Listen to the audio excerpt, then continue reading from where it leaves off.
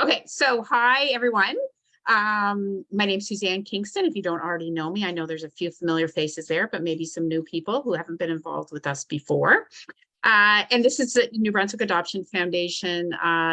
It's part 2 of a webinar series that Taryn has offered to us on the stages of grief and the experience of grief related to adoption. For the people who were here last week's session was focused on the experience as an adoptive parent. This session is focusing on what is the experience of the adoptee. Oh, we got one more person joining.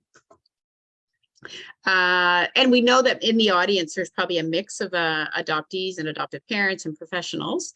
So therefore it's it'll be helpful to all of you to understand that perspective. Next week, we're going to have Taryn's coming back again. And the session will be focused on biological families and the grief surrounding that, so that we, within the adoption community, better understand that perspective. So if you're an adoptive parent, if you're a birth family member, if you're an adoptee, if you're a professional, if you haven't already done that, feel free to sign up again. And one thing I want to mention too, that tomorrow we'll send out a feedback form that we did last week as well, and that was really helpful for us and also for Taryn in terms of planning. So that will be coming. I'll tell you just quickly a little bit about the New Brunswick Adoption Foundation for those of you who don't already know us. Our focus is on raising awareness of kids that are in care who don't have permanency. So these are kids in foster care where parental rights have been severed and they're in the care of the province. So our organization is really focused on ensuring those kids have a permanent family. And a big part of how we do that is support people who are considering adoption, and supporting adoptive parents post-adoption. And we also really welcome foster parents who are often caring for those kids. And often lots of foster parents also adopt. And we also welcome kinship caregivers. And we have all kinds of programming. If you haven't already looked, our website, nbadoption.ca, has all kinds of programs, and we've got a list of upcoming events. I'll talk a little bit at the end about what's coming up soon, but feel free to look there. If you're a Facebook user too, we have a really active Facebook group, and a lot of connecting with our team through Facebook too, which with the idea of helping connect with us as a team, but really ultimately it's around caregivers connecting with caregivers. So our philosophy is very much, we have people like Taryn come in and talk, from a certain expertise, lived experience, counseling perspective, for example, or another topic. But really the core of what we do is bringing people together who have shared experience, so that, we learn a lot from each other. And there's a lot of knowledge and experience in the adoption fostering community. So getting that support from each other, people can read articles and they can talk to all kinds of people, but there's nothing quite like talking to each other. So we've designed our programming like that. So that's my little pitch about what we're all about. And although I'm not an adoptive parent, our team is filled with people who are parenting kids they've adopted from care, and have a, personal adoption connection as well. If you're not already engaged with us, come be part of us. And for those of you who are, it's nice to see you again. So lots of familiar names I see. So I'm going to just quickly introduce Taryn, who is from Hills and Valley Counselling Services, based in St. John. And she is also an adoptee. So we often, just to reinforce what we do, when we do ask people to come in and do webinars for us or sessions, often they have all kinds of credentials and experience and training and professionalism, but having that lived experience really does, enhance our programming. So it was when Taryn offered to help us with this, we were like, yes, we would love that. So we're really glad to have her. And I think I'm just gonna, just from a time, I'll say some logistics too.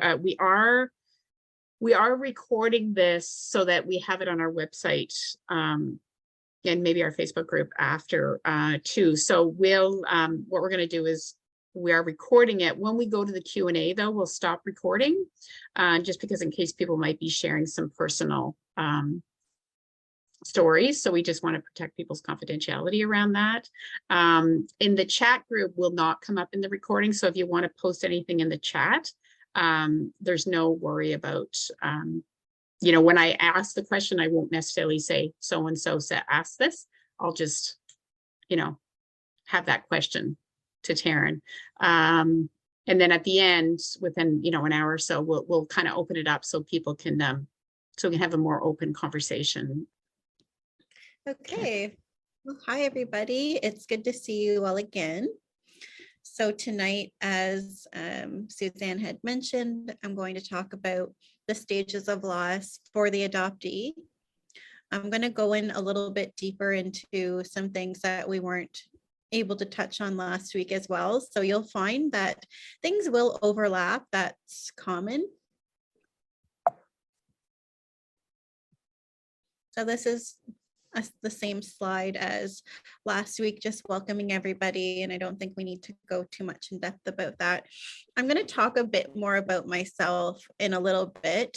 I did an introduction last week. So a quick overview is I am a social worker by trade. I've been in the mental health field for about 12 years, and I'm very passionate about adoptions and everything to do with processing emotions around adoption. So a very brief snapshot of my professional background. And so when we look at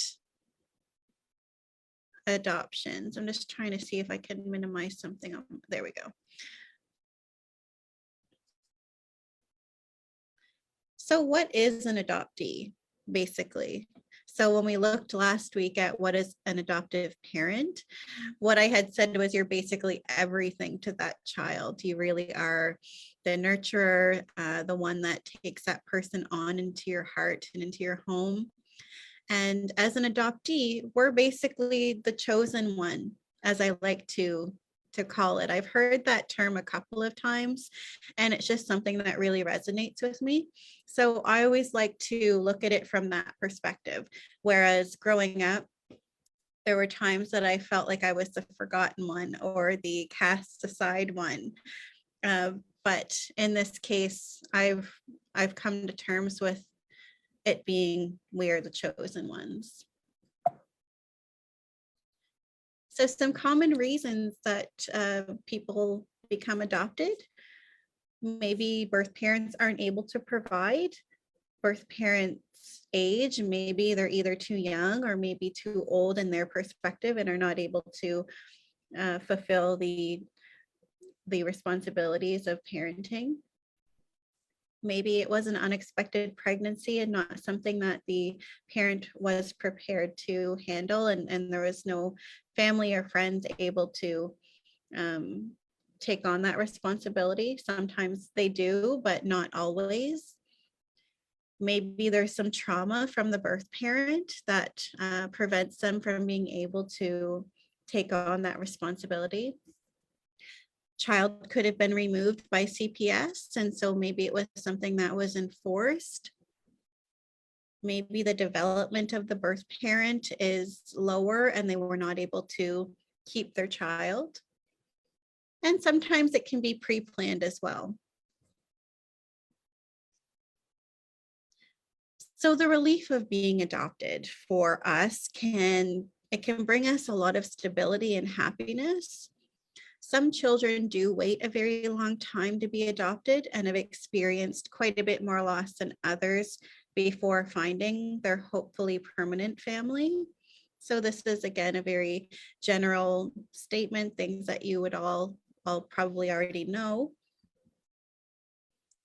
And some of the fears that adoptees often experience, but not limited to, is the fear of abandonment, fear of not being accepted, not being good enough, not fitting in, fear of opening up, and basically being shut down. Fear of feeling emotions, being judged by peers for being different. We can too have a fear of bonding and maybe not having an attachment to our adopted family.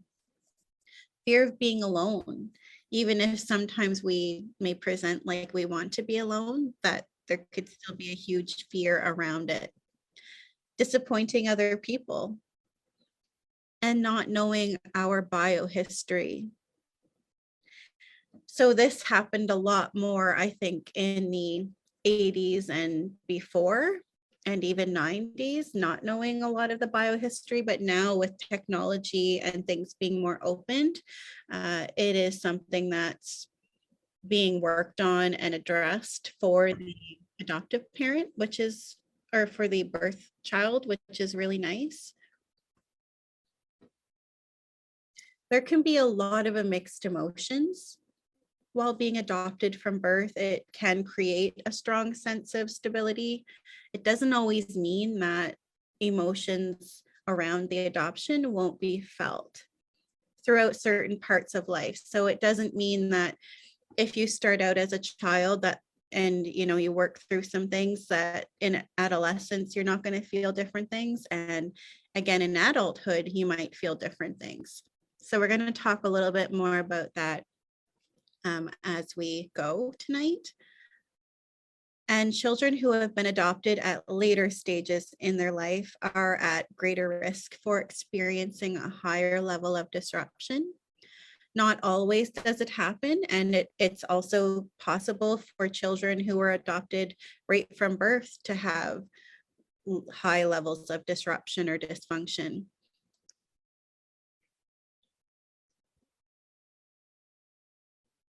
I know this is talked about quite a bit in the adoption world, so the impact of genetics and nature versus nurture.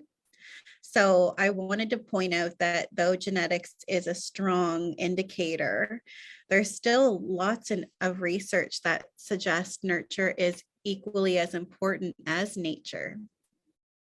So it really is the combination of the two that gives us the healthy development of the child. It is important to involve the child in this kind of discussion whenever you can, and talk about the impact and the relevance of what it's like from the genetics part, and how it's a combination of also how you are raised in the home, and maybe things that are different in how you do things based on what you know of their genetics and their background. So it can be a really nice way to be open with the child or youth and talk about those things in a way that they understand. And I encourage adoptive parents to really do as much research on this as possible, because there are ways of explaining this at a child's level so that they do understand, or even drawing things out however that child might communicate. Doesn't always have to be verbally. So grief and loss throughout life, adoptees, as I had mentioned, can experience grief ongoing, and it can happen sporadically in life and be triggered by different things at different points in. It can also trigger adoptive parents when adoptees experience grief, because what happens when an adoptee experiences grief is they often will do so behaviorally. So you might see behaviors that you're concerned about, and what they might be expressing is really that pain and sadness around the grief. And this can often trigger an adoptive parent into their own grief process that we talked a little bit about last week. And that's very normal. So re-experiencing your own emotions is something that's very common depending on the stage and experience that you're having with the child or the youth, or even into adulthood.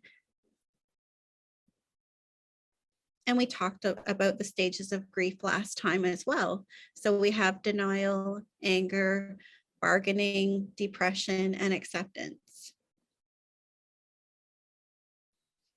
So some of the common signs of grief that are often misinterpreted as something else, and by that I mean typically something behaviorally, where adults might see a child or a youth acting or saying certain things and thinking that they're being defiant or something like that, when it could be coming from a place of grief.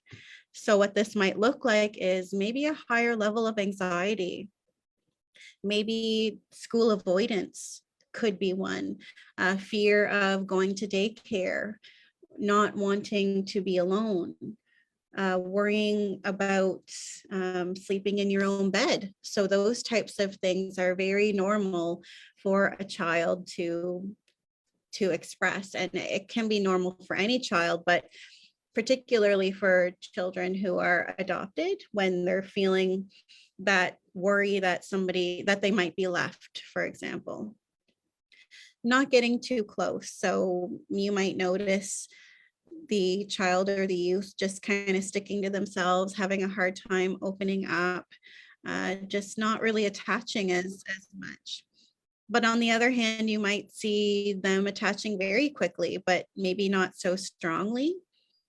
And that's another sign that there could be some attachment issues, as I'm sure most of you are aware of those issues as well.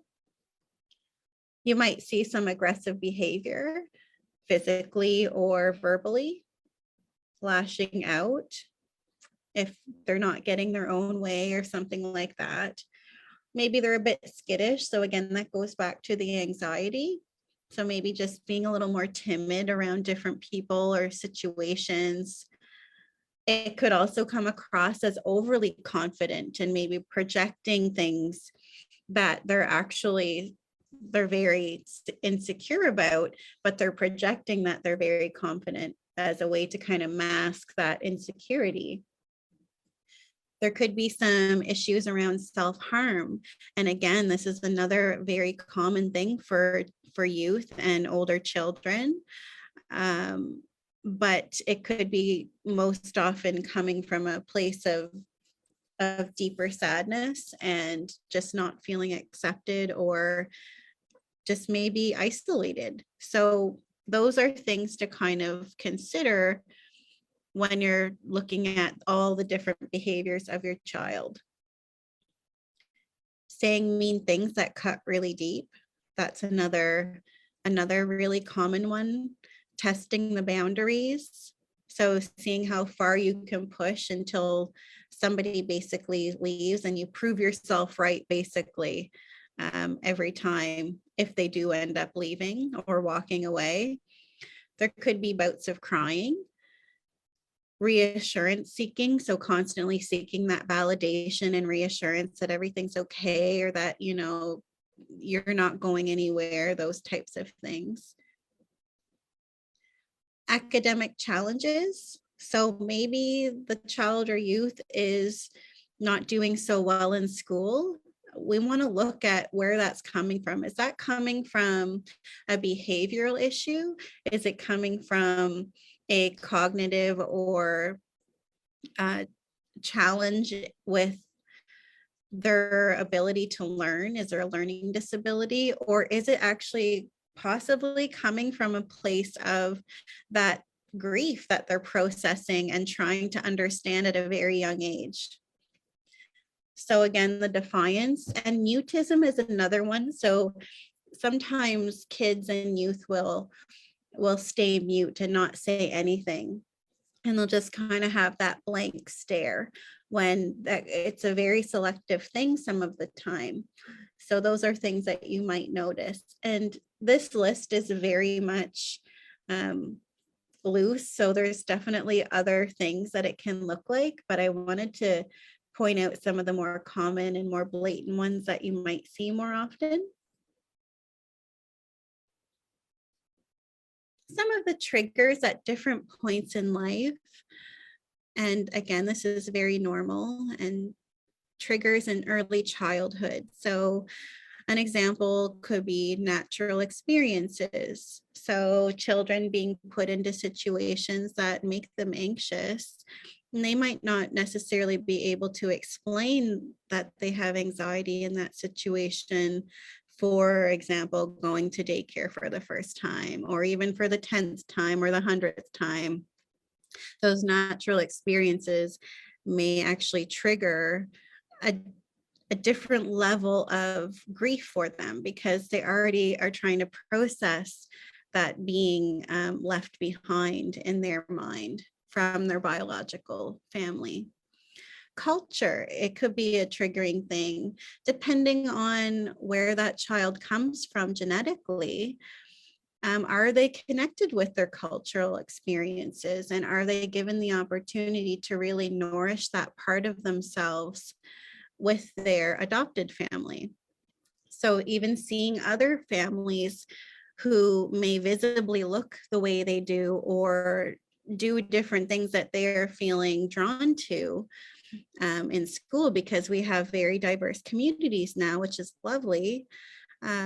It might be an added trigger for those children and adolescents if they are with a family that's of a different race or ethnicity. And their environment, things in the environment can trigger, whether it's people, whether it's objects, scents, noises, different sensory things. So all of these things might have a very big impact on a child, and they might not necessarily know how to express this appropriately.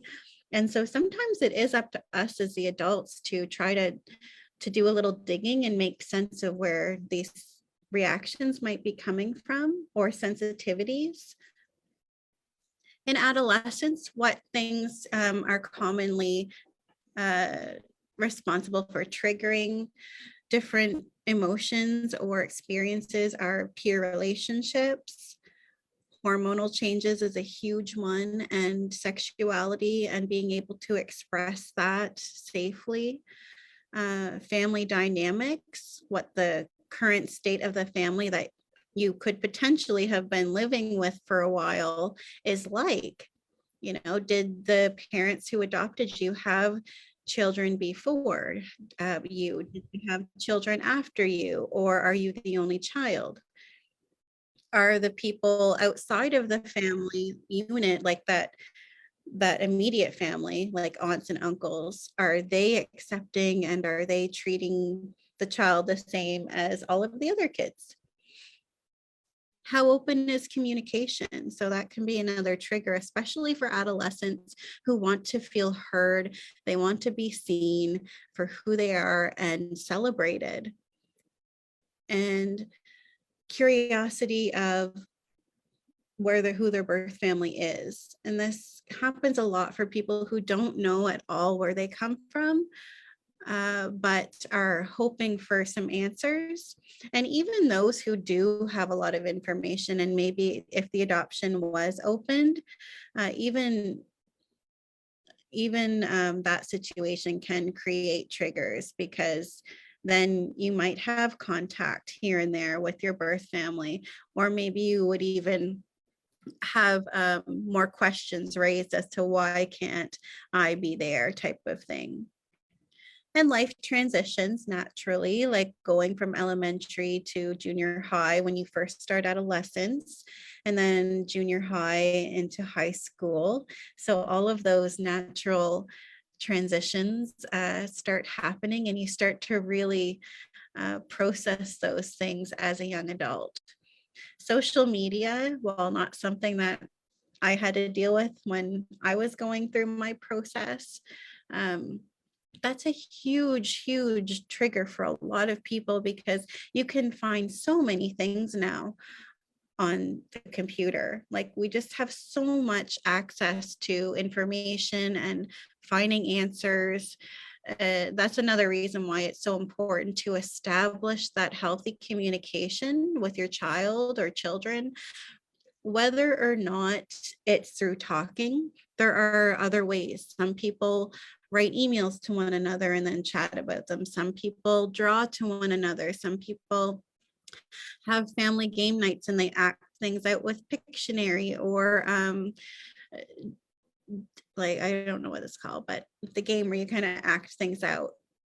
I'm sure somebody else will be able to tell me.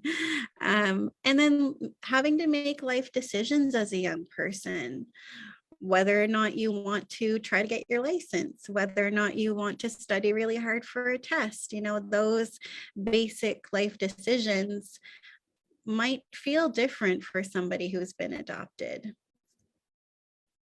because there's a lot of fear around, am I going to be good enough? Or is this going to be something that I fail at? Because sometimes it can be a natural feeling for that underlying worry to already be there, already be planted in your mind, even though it's not necessarily the truth, and actually really never is the truth. It's just a feeling. So it's important to recognize this in your young person. And then in adulthood, so again, looking at life transitions and how this might trigger you to relive some of that grief and loss throughout the adoption process, whether or not your goals are being met, and are you thinking about and making connections between that and being inadequate, and then to the being adopted. I mean, that's something that does happen quite often, where something doesn't go right. I mean, it may not always be an immediate response to think that way, but it is something that can happen very naturally over time. Even if it's a week down the road, you start to be deep in thought, and you wonder, is this something, did I miss out on an opportunity because of how I was placed or basically apprehended from my birth family? Now, again, these are just thoughts and feelings, this is not what I'm saying is fact. It's just a thought or a feeling that can happen very often for people. And then maybe there's still lingering biological questions. Maybe you haven't gotten the answers that you were hoping to have as in your adult life. And maybe you're possibly having children, and that can trigger a lot of things as well, because then you start to question how you parent and what your coping skills are. Have you learned a set of healthy coping skills to help you navigate all of these things as you're an adult? And your culture, is this something that you are able to fully immerse yourself in and feel authentic and celebrated in what you're doing in your life? So my experience as an adoptee throughout the life span so far for me, and again, everyone is different, but for me, how it was in the late 80s, adoptions were typically closed, and that was the case for me. So how I was always, like my parents would always explain to me, you were basically dropped off at our doorstep through a stork, the bird. And it was kind of like a cute story. This was very, very early on for how they explained to me what an adoption meant, and that my biological mother really did love me, and it wasn't something that she wanted to do, but it was more of something that she felt she had to for my own well-being. And so my story started out very tiny, and I was very fortunate for that. But certainly, as I look back and reflect on those times, just knowing from a very young age that I was different, it did have an impact on how I interacted, even with family members, because sometimes I would feel out of place and I never really understood why. And this is, again, another very common experience that I hear from a lot of people that I talk to who have been adopted. It's just kind of like that ingrained feeling you get. And it's very difficult to describe if you've never felt it. So the best I can do is just try and explain from my perspective. So I can also remember when I transitioned into adolescence, my prime age of really starting to act out was probably around between 13 and 15. So there was a couple years where I was really pushing the boundaries and I was really struggling, and I was really wanting more answers about my birth family. But I wasn't at the age where I could really digest a lot of the information. So my parents did their best to explain to me what they knew, but because everything was closed, it was really a difficult time for everyone, because even if they had wanted to give me more information, they unfortunately just didn't have it. And there was actually a time that I was quite sick when I was probably about 6 years old. And my parents had even tried to get medical information because I had to have a emergency surgery. And they weren't even able to get that through the social workers because everything had been closed. They weren't really successful in finding that information out on my birth father's side. So there was a lot of factors involved there. So it doesn't just stop at the time you're adopted. It really can follow you throughout life when you're talking about health and all of those types of things. There's many layers. But what I often found for me was I experienced those emotions and feelings of just being different throughout every stage of my life. Now I'm at the point now where I have accepted and celebrate the fact that I am different, because I can empathize through my experience, and I can also have a lot of empathy, not only for myself, but for my birth mother and my adoptive family, my adoptive parents. So I was extremely fortunate in that sense, but I certainly did feel those struggles that are often felt by adoptees. And everybody's story is so unique and really beautiful, and it never gets old to chat with other adoptees about their experience, because it's something that I can really connect to. And again, this is just a very brief overview, just so that you know that this is normal. So when we talk about triggers that can impact our adoptive families, one thing I will say, if there are any individuals listening that are adopted, we can be loved unconditionally. It is hard to feel that even as an adult sometimes.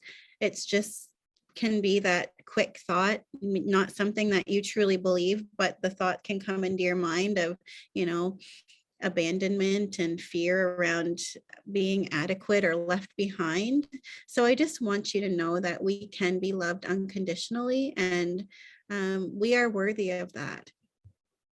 So some couple things that we can remember is our families have grief too. And I want people who are adoptive parents who are listening to also hear this part of it too, because it is very relevant. So our families have grief too. We don't always see it when we're the child and we're experiencing the world in our own closed tunnel vision. We don't get to really see the pain that our parents sometimes go through. And our words and actions are felt, but we don't always know it. So the things that we say and do as children, youth, adults, our families really can internalize that. So for example, when I was younger, the way that I would often lash out is saying mean things, and mainly to one parent, the parent that really tried to put in those boundaries and do the consequencing. I would often say things that at the time, it was just this quick, out of your mouth, I'm going to say this, I know it's going to hurt, but it wasn't something that I wasn't able to stop and think, this is the long-term consequences of those words. And because as children and youth, our brains are not fully developed, we're not able to rationalize from our prefrontal cortex what consequences are going to come from our words or actions. We don't always get to calculate what may happen from that. So I know that those things hurt when we say or when we do things, but I can tell you one of my biggest regrets as an adopted child was saying those things when I was between 12, 15 years old. And, even to this day, that's something that triggers me. If I see a child saying really mean things to their parent, it kind of, that's something that I have to be aware of in myself and in my own practice, that can be a trigger for me, because I can then start to think about my experience and how I may have impacted my parents. And of course, we've had many open discussions since then, and we're in a good place now. But it certainly is something that we all feel together as a team, but we feel it differently and on different levels. And sometimes we are stuck in our own feelings. Like I say, we're in our own world sometimes, and we don't always know how to get back into the real world around us. We're so stuck in our own grief and our own pain, trying to process things from a very young mind, that sometimes we miss out on all of the love that's around us and support. And so sometimes it's helpful to have an adult in our life just remind us of those things, remind us of being grounded, and to do things that really foster love and kindness and fun. Fun's a big thing. And if you say you're going to do something, to try to stick to it, even if it's, oh, we'll go for a walk later, really try to stick to your word around that, because we do feel that, even if it's something very simple and you're not able to fulfill it. Maybe it's even just having a conversation and owning up to, what, I did say that, and I can tell that would really suck that we're not able to. But you know what, we'll do something else when I'm feeling a little better. And sometimes adults get a little bit tired too. So there's a way that we can reframe things for the child. And ways that we can be validated. So ways that adopted parents can validate us is to be open. Communication is definitely key, and it should definitely be done in a way that adoptees can understand. So again, going back to the development and the cognitive ability of the child or the youth, find a way that works for you guys. There doesn't have to be a one-way thing. Get creative, and you can make it fun and interactive, and just try to find a way to have a good means of communicating with your child or children, and with each other as parents. And being culturally connected, again, that goes back to yourself, your identity. And part of the sense of self begins with culture and identity. Staying connected to it, to that part of life, can be extremely helpful and extremely nurturing to the child's confidence and overall self-fulfillment. And using the skills that you have. Not every person is able to communicate through verbal language, of course, we talked about that. So finding ways to communicate, as I had mentioned, however that looks for you and your family. Another thing we can do is consider the facts. So although our thoughts might tell us things that we fear the most, think about the true current situation that you're in, and be your own fact checker. And as children, sometimes this is really hard to do. So we might need the adults in our life to be the fact checkers for us and just point it out and say, hey, I know you've been really down about this. Let's look at what's really going on. You have Aunt Sally, and she's taking you out to the park tomorrow, and she loves you, and mom's going to do this, and maybe dad's going to do that. Or, if it's a same-sex couple, maybe mom and mom are doing this and dad are doing that. Whatever you need to do to bring the child back to their current reality is really important. And just, it really does go a long way to just take that extra time to validate that, yeah, it can be really hard some days. It's hard for mom too, or it's hard for dad too. And we're going to get through this together. And you've got a lot of support that are going to stay by your side no matter what, kind of thing. And 5, talking about the adoption. If it's desired and it can be done with care, it can be really validating to just talk about this. Even if the experience was traumatic for the child lived that. They've already lived through the worst of the situation.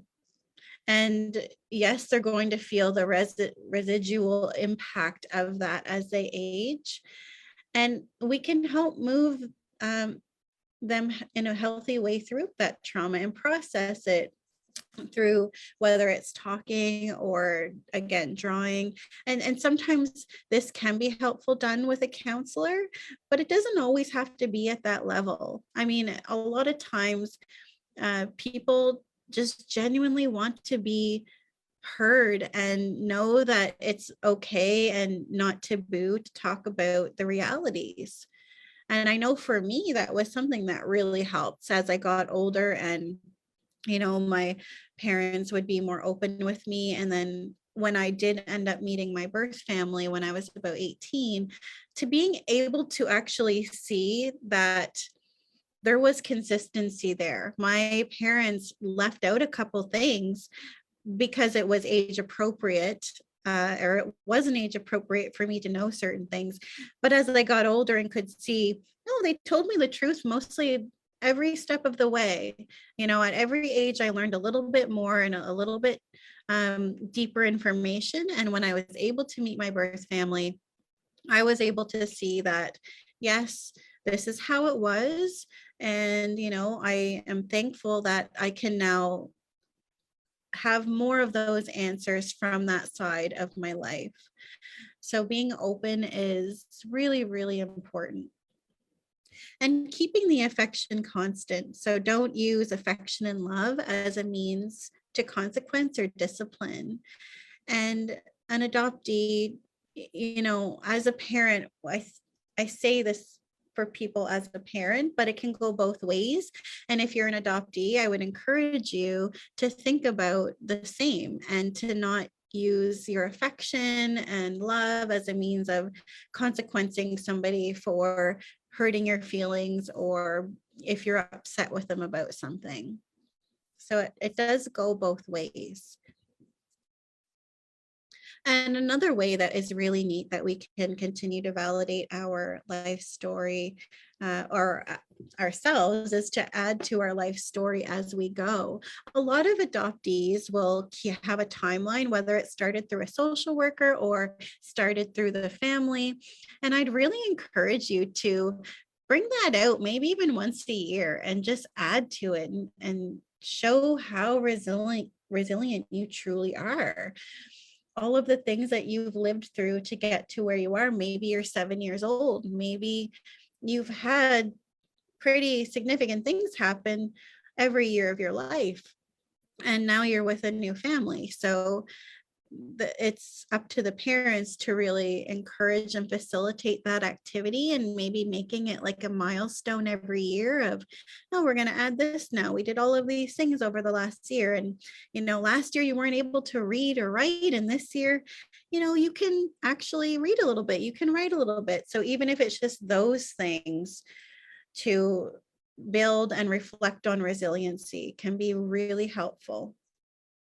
and finding others who have been there. So just like this community with the Adoption Network, knowing that you're not alone and worthy of finding peace with your adoption, building that community can really help us with our healing. I didn't have that experience growing up. I had a couple of friends who were adopted and they had very different experiences. So one of them was not even told that they were adopted until they were about 12 or 13. And that, as you can imagine, did not turn out so well for the family. Sometimes it does, depending on the child.